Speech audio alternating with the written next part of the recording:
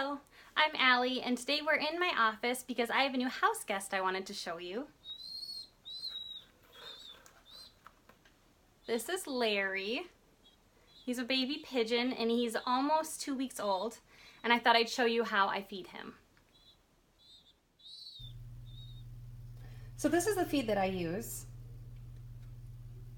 He takes 1 part feed to 2 parts water, and right now he's eating just a half a tablespoon per feed.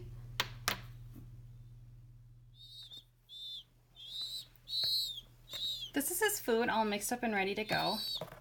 And I use a pipette to administer it. You can find these online for fairly inexpensive. I just bought a big pack of them and I change them out every couple of days to give him a fresh one.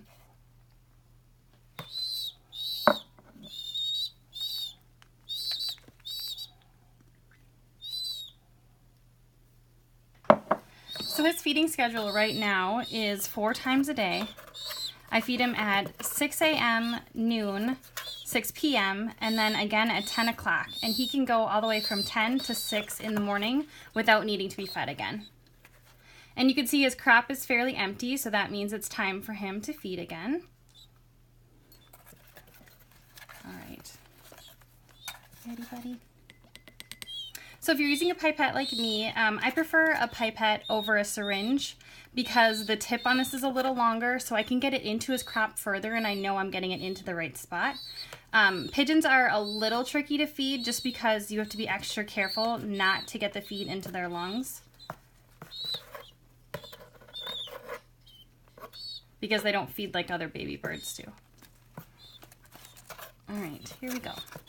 So I'm going to gently open his beak and I'm going to keep the pipette really close to the right side, his right side, to put it straight down into his crop. And to know I'm getting it in the right area, I'll actually be able to see the end of the pipette. He's so hungry, look at him. He recognizes my hands now.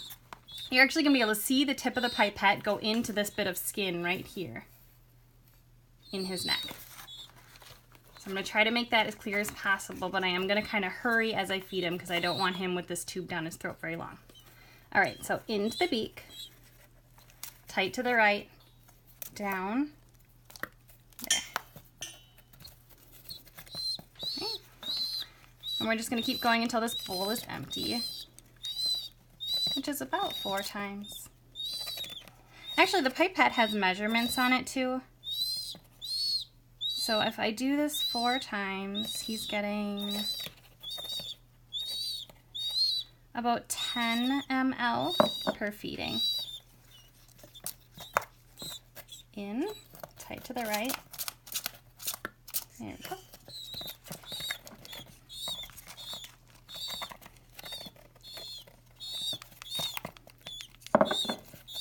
Ready?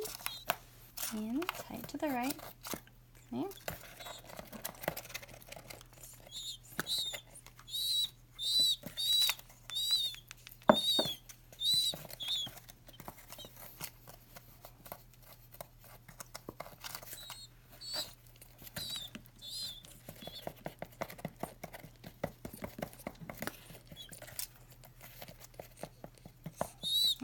Check him now to see how full he is. There, he looks pretty good. Now, if you're newer to feeding, which actually I am, I used to raise cockatiels, but this is my first time doing hand feeding pigeons. And I've had him just for a few days, but with my cockatiels too, this would happen. Sometimes they would get too much air in their crops, and you actually want to burp the bird to remove some of that air so that it doesn't get in the way of storing more feed. So I'm going to show you really quick how to gently burp your bird if you have too much air in their crop. So first I want to push all the air into one side of the crop so I can see it. And the goal is now to push this air up back through where you were just feeding him in his neck, and then to come out his mouth. And if I'm quiet, you might be able to actually hear the air come out.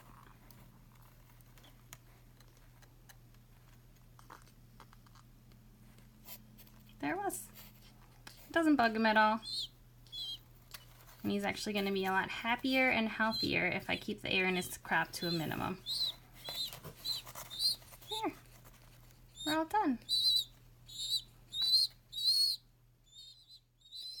Another thing I wanted to show you really quick are his droppings. I change out his cloth every day at noon so I can see how much he is pooping. So I can make sure that he is going through the feed and really digesting it well. And this is like a healthy amount of poop for a day. There's actually a bunch in this corner over here as well. Oh my goodness, you crazy. Yes. So if you've been watching my channel for a little while, you know that I keep utility pigeons. Larry is actually a baby of one of my pairs out in the barn.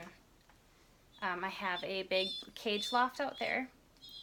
And it's winter right now, so my pairs will have some babies, and I don't split up my boys from my girls through winter. I let them breed if they want to. And what happened that Larry ended up in the house was that I went out to the barn one day and did my chores, and everything was totally fine.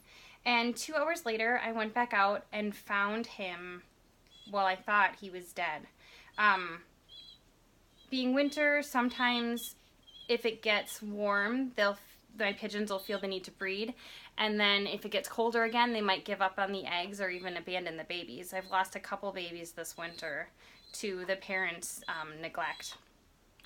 But when I went out and found him, I picked him up and I flipped him over. I just had this funny feeling I had to take a closer look at him, and he moved his leg and opened his mouth just the tiniest bit. So I quickly put him inside my jacket and rushed into the house, and I put a hair dryer on him and warmed him up, and then he really started wiggling, so I knew he was alive. I warmed him up fully, and then I tried to take him back out to the barn and put him in his parents' nest, but his mom jumped in the nest and started attacking him right away, pulling really hard on his wings and then pecking at his head, and I got scared and didn't want to lose him.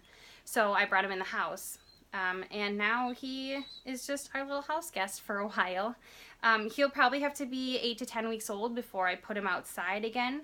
Part of the reason is because of the winter weather. Since he's acclimated to being in the house where it's at least 70 degrees, well, I'm keeping his lamp at 90 degrees while he's really little, but as he starts to feather out even, he'll be used to the warmth of the house, and it would be a real shock to him to go back outside when it's still cold.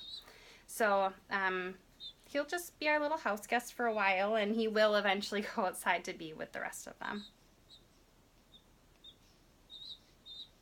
That's it. Thanks so much for watching. If you have questions, leave them down below. I hope I didn't forget anything that I meant to tell you. And I hope this video helps if you are looking to hand feed baby pigeons. Thanks. Bye.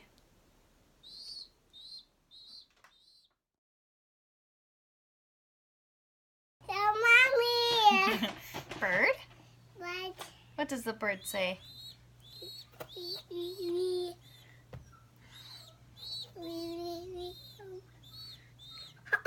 And then touch me.